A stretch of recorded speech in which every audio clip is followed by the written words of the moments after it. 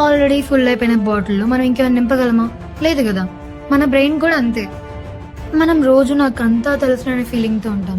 ఎందుకంటే మన brain already మన పాత ఎక్స్పీరియన్సెస్, మన ఒపీనియన్స్ అండ్ మన ఈగోతో నిండిపోయి ఉంటుంది. ముందు దాన్ని ఖాళీ చేద్దాం, అప్పుడే కొత్తగా ఏదైనా నేర్చుకోగలం. సపోజ్ ఇప్పుడు ఎవరైనా నీకు ఫీడ్బ్యాక్ ఇస్తే వెంటనే డిఫెన్స్ మోడ్లోకి వెళ్ళిపోతావా? అలా అయితే అది ఫుల్ అయిపోయిన బాటిల్లా ఉంటుంది. బట్ అదే నువ్వు వాళ్ళ మాటల్ని పేషెన్స్తో వింటే ఎంత గ్రోత్ వస్తుందో ఆలోచించు. ప్రతి విషయంలో స్ట్రాంగ్గా ఉండని చెప్పి ఎందుకు అంటారు? సపోజ్ ఒక తుఫాన్లో మర్రి చెట్టు, బ్యాంబూ ట్రీ రెండు ఉన్నవనుకోండి. మర్రి చెట్టు మాత్రం స్ట్రాంగ్గా ఉంటుంది, కానీ తుఫాన్ ఎక్కువైతే అది విరిగిపోతుంది. బట్ అదే బ్యాంబూ ట్రీ తుఫాన్ ఉన్నంతసేపు కాస్త బెండ్ అవుతుంది. తుఫాన్ వెళ్ళిపోయాక మళ్ళీ నార్మల్ పొజిషన్కి వచ్చేస్తుంది. తుఫాన్ లానే మన లైఫ్ లో రిలేషన్స్ బ్రేక్ అవ్వడం, అనుకున్న పనులు జరగకపోవడం లాంటిది ఏదో జరుగుతూనే ఉంటుంది. అలా అని ప్రతిసారి మనం మర్రి చెట్లకు స్ట్రాంగ్ గా ఉండాల్సిన పని లేదు. అప్పుడప్పుడు బ్యాంబూలా కొంచెం బెండ్ అయ్యి ఆ ఫేజ్ ని సర్వైవ్ అయ్యి మళ్ళీ నార్మల్ కి రావచ్చు. Choice is yours. నువ్వు అనుకున్న దానికన్నా నీ మైండ్ సెట్ చాలా పవర్ఫుల్. ఎలానా సింపుల్ గా చెప్తా వినండి. ఒక క్యాటర్పిల్లర్ ఎగరలేదు, బట్ వన్స్ అది కుకూన్ ఫేజ్ నుంచి వచ్చిన తర్వాతే బటర్ఫ్లై గా మారి ఎగరగలుగుతుంది. ఆ బటర్ఫ్లై కుకూన్ ఫేజ్ ఎంత ఇంపార్టెంటో మన లైఫ్ లో మనకున్న లోన్లీ ఫేజెస్, బ్యాడ్ డేస్ అంతే ఇంపార్టెంట్. వాటి నుంచే మన మైండ్ సెట్ మారుతుంది. నువ్వు బటర్ఫ్లై లాగా ఉండి క్యాటర్పిల్లర్ లా థింక్ చేస్తే ఎలా ఎగురుతావు? Mindset is everything. ఇది విన్న తర్వాత మిమ్మల్ని మీరు చూసుకునే విధానమే మారిపోతుంది. జపాన్ లో ఒక కప్ పగిలిపోతే దాన్ని పడేయరు, దాన్ని బంగారంతో జోడిస్తారు. ఇప్పుడు ఆ పగుళ్ళే దాని స్టోరీని, దాని వాల్యూని చెప్తాయి. నీ స్కార్స్, నీ ఫెయిల్యూర్స్, నీ స్ట్రగుల్స్ ఇవన్నీ దాచాలని ట్రై చేస్తున్నావు కదా, కానీ అవే నిన్నుగా చూపిస్తాయి. పర్ఫెక్ట్ లైఫ్ కోసం చేసే రేస్ లో నీ అసలైనందాన్ని కోల్పోతున్నావు.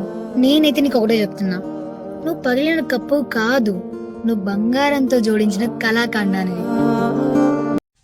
మీరు బైసన్ మైండ్ సెట్ గురించి ఎంతవరకు వినలేదా? అయితే వీడియో మీకోసమే. అడవిలో స్టోమ్ వచ్చినప్పుడు మిగిలిన జంతువులన్నీ ఆ స్టోమ్ వచ్చిన డైరెక్షన్ లోనే తప్పించుకోవడానికి ట్రై చేస్తూ ఉంటాయి. బట్ ఈ బైసన్ మాత్రం ఎంత పెద్ద స్టోమ్ అయినా సరే దాన్ని ఫేస్ చేసి ఆపోజిట్ డైరెక్షన్ లోనే వెళ్తుంది. దీనివల్ల ఏమవుతుందంటే ఈ బైసన్ మాత్రం స్టోమ్ ని త్వరగా దాటేస్తుంది. బట్ మిగిలిన జంతువులన్నీ లాంగ్ టర్మ్ వరకు ఆ స్టోమ్ లో సఫర్ అవుతూ ఉంటాయి. అలాగే లైఫ్ లో ఏదైనా ప్రాబ్లమ్స్ ఆర్ ఇష్యూస్ వచ్చినప్పుడు వాటిని అప్పుడే సాల్వ్ చేసుకుంటే అయిపోతుంది కదా. అలా కాకుండా ఆ ప్రాబ్లమ్స్ ని తప్పించుకునే ప్రయత్నంలో మరికొన్ని ప్రాబ్లమ్స్ నెత్తి మీద వేసుకోవడం అవసరమా?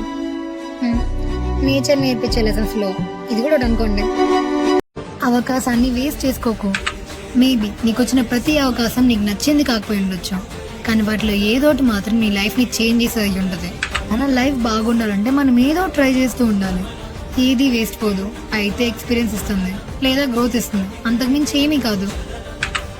ఏమో రేపు నువ్వేదో చిన్నదిలే అని చెప్పి ట్రై చేసిన ఆపర్చునిటీ నీకు బిగ్ అచీవ్మెంట్ తెచ్చి పెడితే ఏం జరుగుతుందో చెప్పలేము, తెలీదు. So just try it.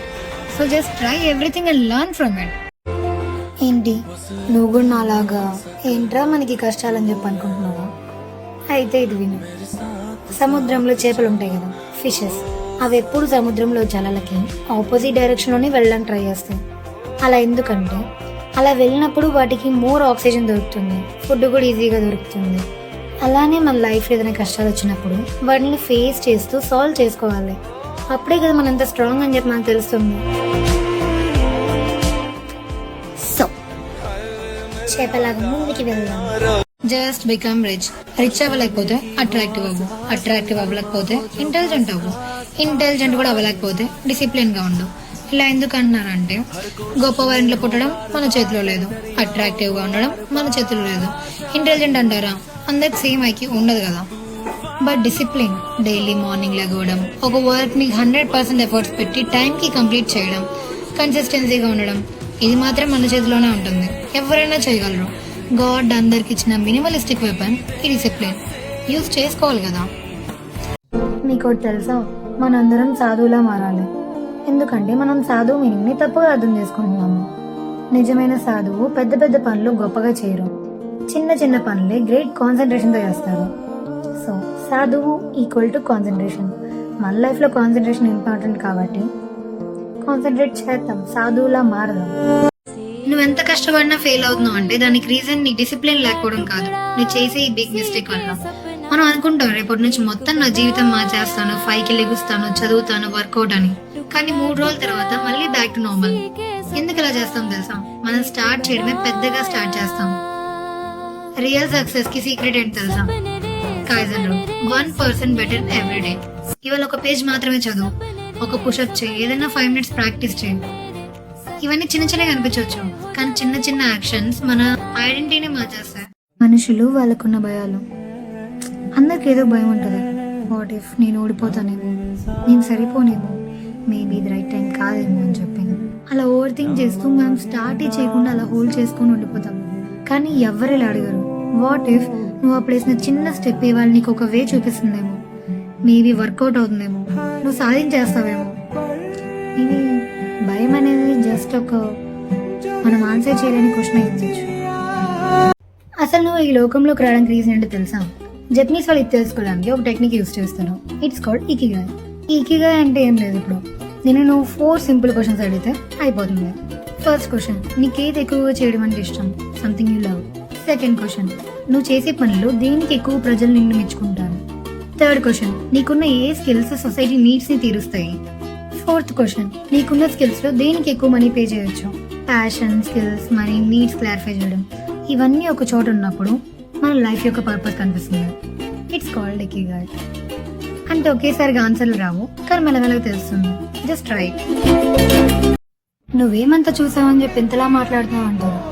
నిజమే, నేనేం పెద్ద చూడలేదు, కానీ నా అనుకున్న వాళ్ళు సడన్ గా ఎలా పరాయి వాళ్ళు అయిపోతారో చూశాను. అవసరం ఉన్నప్పుడు ఒకలాగా, లేనప్పుడు ఒకలాగా జనాలను ప్లే చేసే డబుల్ యాక్షన్ రోల్ చూశాను. కన్న కళ్ళు నిజం కాకముందే చనిపోవడం చూశాను. అసలు ఇదంతా ఎందుకు? ఏదైనా తప్పు జరిగితే దాన్ని ఎదిరించి క్వశ్చన్ చేసే వాళ్ళు ఎంత గొప్ప వాళ్ళైనా సరే వాళ్ళని దేశం ఎలా ట్రీట్ చేస్తుందో చూశాను. ఇది చాలా మాట్లాడడానికి.